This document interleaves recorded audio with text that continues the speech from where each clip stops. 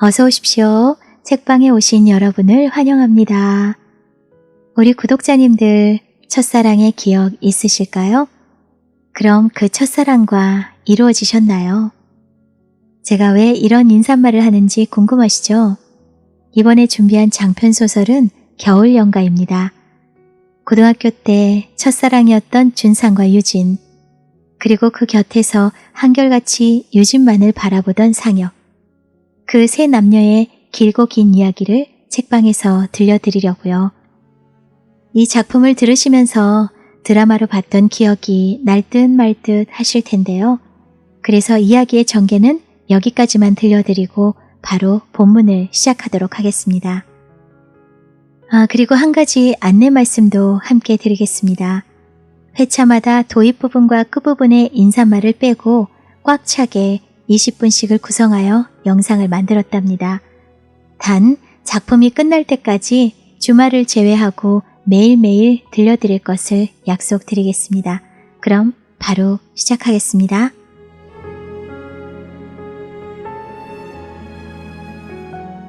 겨울 연가, 김은희, 윤은경 지음, 출판사 창작시대. 기억의 조각. 낯선 그리움이었다.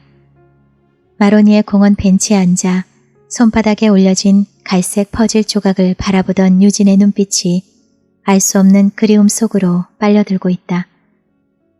화이트 스키장 리노베이션 공사를 발주했던 마르시안을 나와 버스 정류장으로 향하던 그녀는 문득 주머니에서 무엇인가를 꺼내들었다. 마르시안을 나오며 계단에서 주웠던 퍼즐 조각이었다. 약혼식 준비를 하려면 서둘러야 했지만 그녀는 선뜻 벤치에서 일어날 수 없었다. 멀리서 들려오는 아련한 파도 소리와도 같은 그리움이 그녀의 가슴 저 깊은 곳에서 조용히 일렁이고 있었다. 유진은 아침부터 마르시안에 전해줄 스키장 리노베이션 도면 마무리 작업으로 정신이 없었다.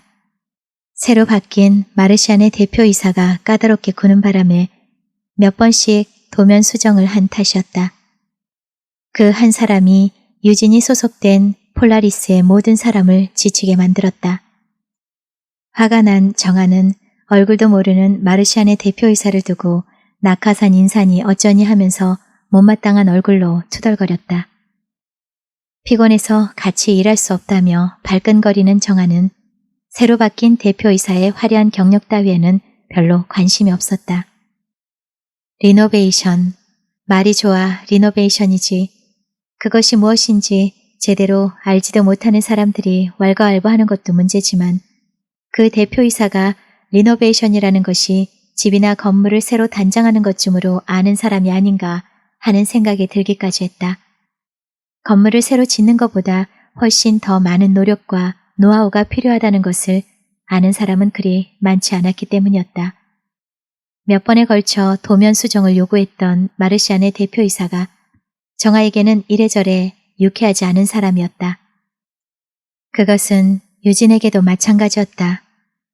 그가 어떤 사람이든 중요한 것은 아니었지만 5번이나 도면 수정을 시키다니. 일에 대한 견해 차이는 누구에게나 있을 수 있지만 피곤한 것은 사실이었다. 다행인지 불행인지 유진은 그 대표이사와 마주치지 않은 채 도면만을 전해주고는 마르시안을 나왔다.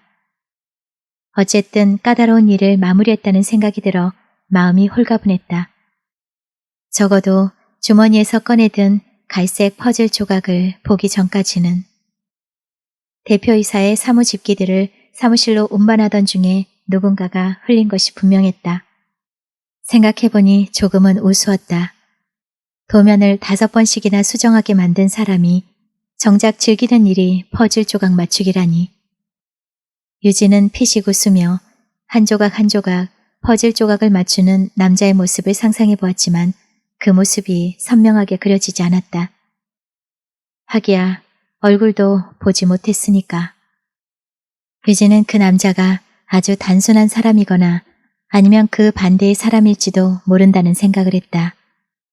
퍼즐 조각 하나에 하나의 어떤 기억을 간직한, 어쩌면 그런 남자일지도 모른다는 생각이 언뜻 들었다. 퍼즐 조각을 맞추며 그 남자는 어떤 기억을 떠올릴까? 퍼즐 조각을 유심히 들여다보며 유진은 폴라리스를 떠올렸다. 북두칠성과 카시오페아 사이에서 선명하게 반짝이던 폴라리스. 산속에서 길을 잃으면 폴라리스를 찾으면 된다고 말했던 그. 두려움과 공포로 온몸을 떨고 있던 유진에게 다가온 그가 폴라리스를 알려주었다. 그런데 유진이 길을 잃고 헤매던 10년 동안 그녀의 폴라리스는 보이지 않았다. 정아가 회사 이름을 정하고자 했을 때 유진은 선뜻 폴라리스라는 이름을 제안했었다. 폴라리스를 생각하던 유진의 가슴 속으로 슬픔이 천천히 밀려들었다. 퍼즐 조각은 제대로 맞추기만 하면 하나의 멋진 그림이 완성될 수 있다. 하지만 그녀에게 남아있는 기억의 조각들로는 그림이 완성될 수 없다. 꼭 한 조각이 모자랐기 때문이었다. 한 사람이 없으니까 그 하나의 퍼즐 조각만 찾을 수 있다면.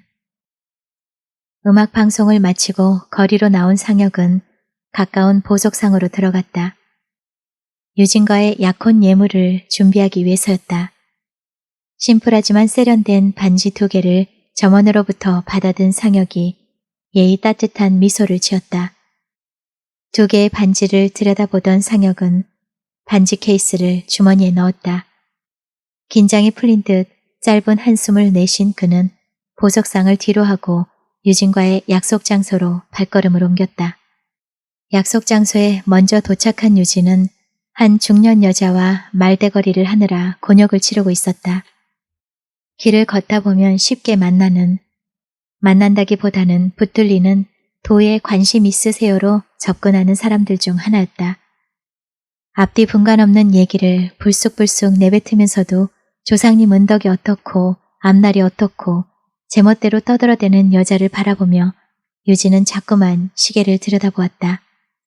여자는 피하지 않고 한자리에 서 있는 유진에게 바싹 다가가 이제는 막무가내로 자기 하고 싶은 말을 했다. 약속이 중요한 게 아니라며 중요한 건 조상님이 보고 있으니 덕을 쌓는 게 중요하다며 유진의 2 눈을 뚫어지게 바라보았다. 유진의 눈길이 그 여자의 눈길을 비껴서려는 순간 여자가 잠깐 얼굴을 일그러뜨리더니 유진의 2 손을 잡았다. 실현당했구만. 네? 유진은 놀랐지만 내색하지 않고 동그란 눈으로 여자를 쳐다보았다. 시련은 자신과는 관계없다는 듯.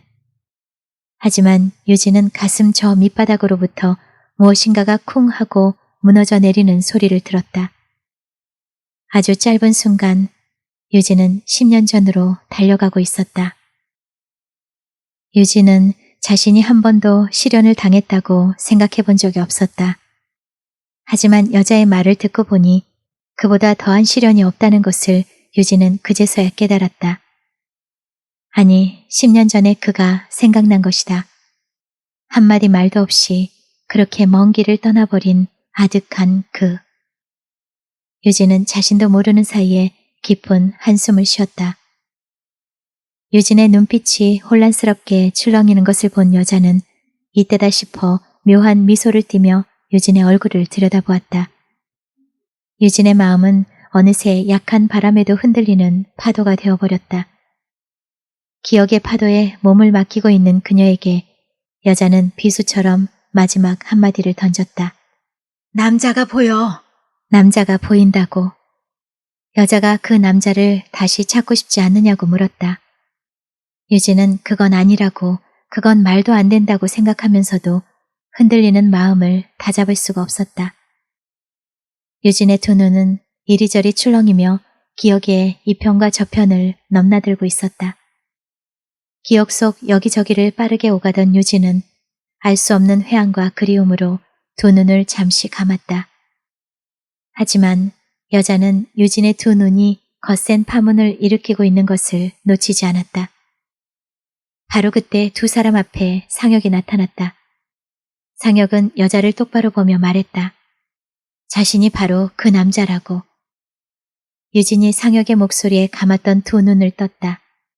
흠칫 놀란 여자는 뒤도 돌아보지 않고 어둠 속으로 사라졌다. 사라지는 뒷모습을 물끄러미 바라보는 유진의 두 눈에 이슬 같은 것이 맺혔다. 가까운 레스토랑으로 들어선 두 사람은 약혼식 준비를 위해 이런저런 사항들을 체크하기 시작했다.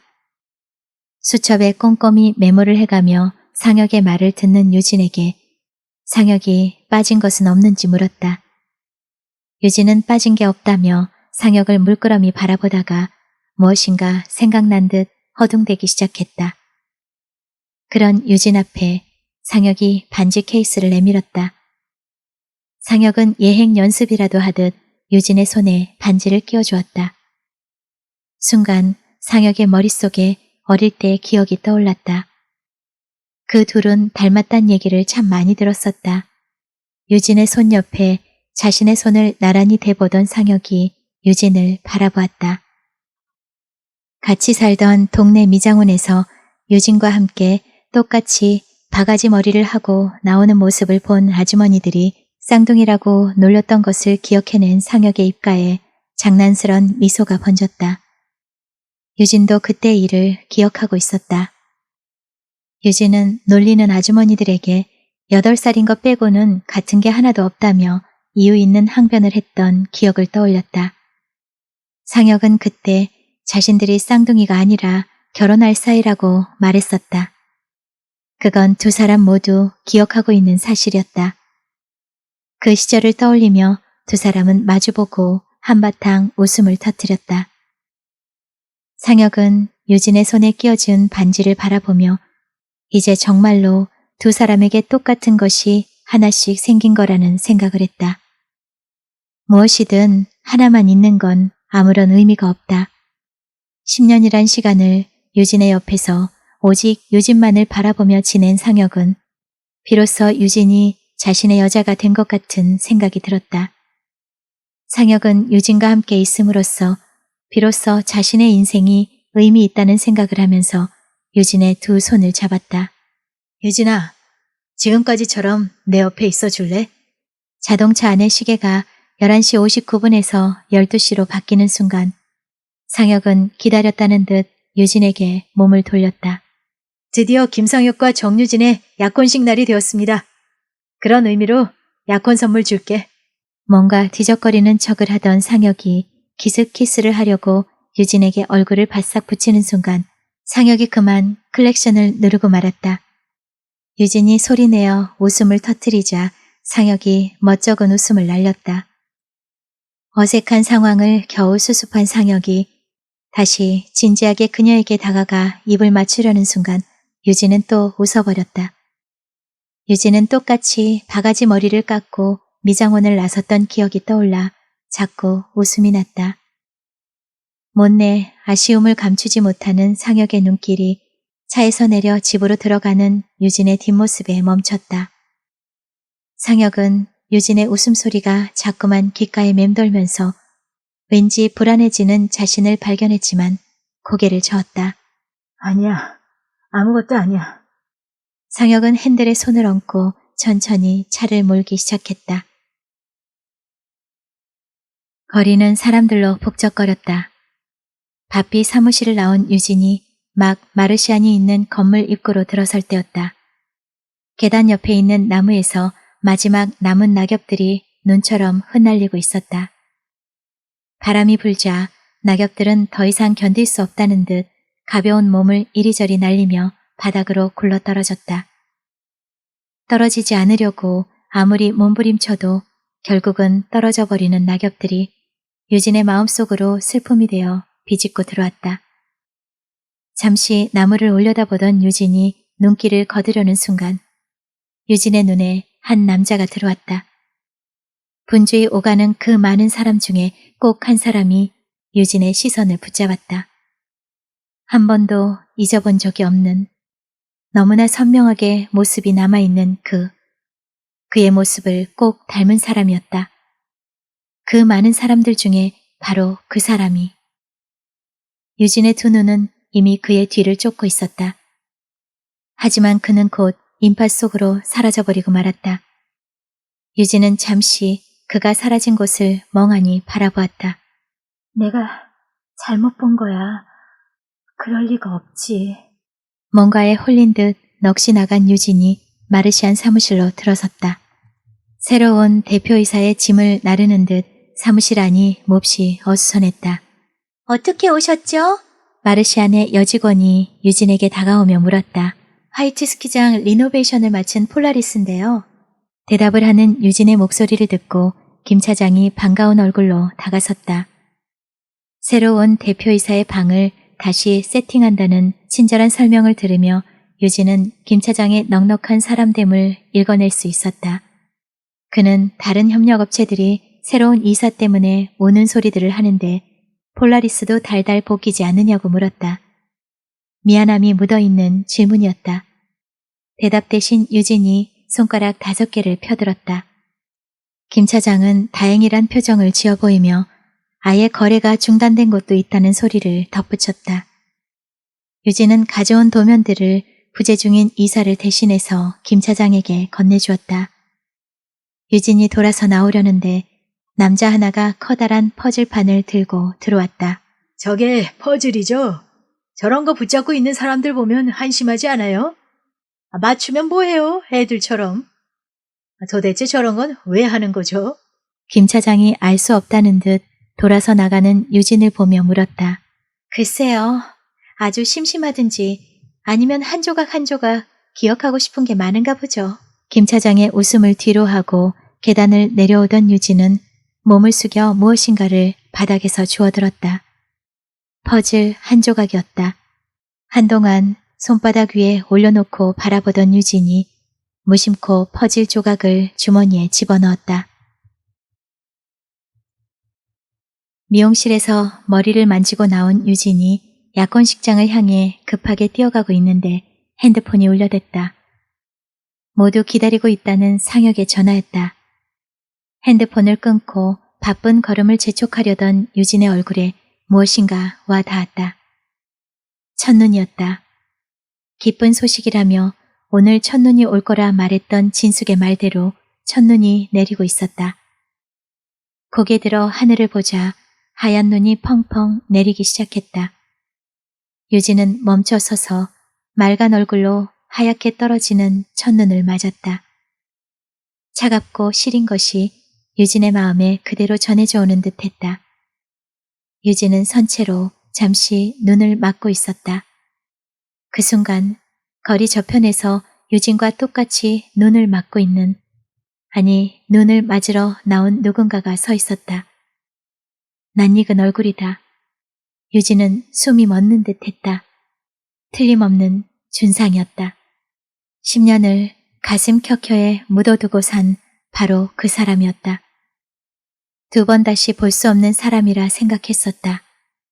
지치고 힘들 때마다 그가 그리웠고 그가 그리울 때마다 가슴에 묻었던 그를 불러냈던 세월이 몇 년이었던가. 가슴 속에만 있었던 그와의 힘겨운 싸움, 그렇게 가슴 속에만 살아있는 사람인 줄 알았다. 그런데 그가 저기 서 있다니. 유진은 자신의 눈을 의심했다. 2 눈을 비벼 그를 다시 한번 바라보았다. 그는 여전히 첫눈을 올려다보며 환하게 미소를 짓고 서 있었다. 첫눈 오면 뭐 할 거니? 준상이 속삭이듯 물었다. 유진아, 첫눈 오면 뭐 할 거니? 준상의 목소리가 들려오는 듯했다. 유진은 준상의 목소리를 들으며 천천히 그를 향해 걸어갔다. 그는 천천히 걸음을 옮겨 사람들 속을 유영하듯 스쳐갔다. 유진은 마음속으로 준상을 부르며 그의 뒤를 따랐다. 준상의 걸음이 빨라졌다. 준상이 유진의 시야에서 잠시 사라졌다 다시 나타났다. 유진은 무엇에 홀린 듯이 무심히 오가는 인파를 뚫고 계속해서 준상의 뒤를 따랐다. 하지만 또다시 유진의 시야에서 준상이 사라졌다. 유진은 넋이 나간 채 눈 오는 거리를 인파 속을 헤매기 시작했다. 그러나 그는 어디에도 없었다. 유진의 시야에서 완전히 사라져버리고 만 것이다. 고등학교 시절 산장에서 길을 잃고 헤매던 기억이 유진의 머릿속을 스쳐갔다. 준상과 다툰 유진이 산속에서 길을 잃고 어둠 속 공포에 떨고 있을 때 준상이 나타났었다. 땀에 젖은 그가 나타나 울고 있는 유진에게 손을 내밀었었다. 지금 준상을 잃어버리고 찾아 헤매고 있는 유진 앞에 끝내 나타나지 않는, 그때처럼 손을 내밀어주지 않는 그로 인하여 슬픔이 목까지 차올랐다. 준상을 처음 발견한 자리로 돌아온 유진은 멍하니 서서 내리는 눈을 하염없이 막고 있었다. 그리움과 서러움이 눈물되어 하염없이 흘렀다. 유진의 얼굴을 타고 흐르는 눈물은 유진의 가슴 속으로 서늘하게 스며들었다. 상혁의 약혼 여인 유진을 기다리던 손님은 유진이 나타나지 않자 하나둘 자리를 떴다. 양가 부모님과 몇몇 친구들만 남은 썰렁한 약혼식장에 눈에 젖어 초췌해진 유진이 쓰러질 듯 휘청거리며 들어섰다. 유진아, 어떻게 된 거야? 도대체 어떻게 된 거냐고. 애를 태우며 기다리던 상혁이 다그치듯 물었다. 상혁아, 말을 다 못한 유진이 힘없이 쓰러졌다.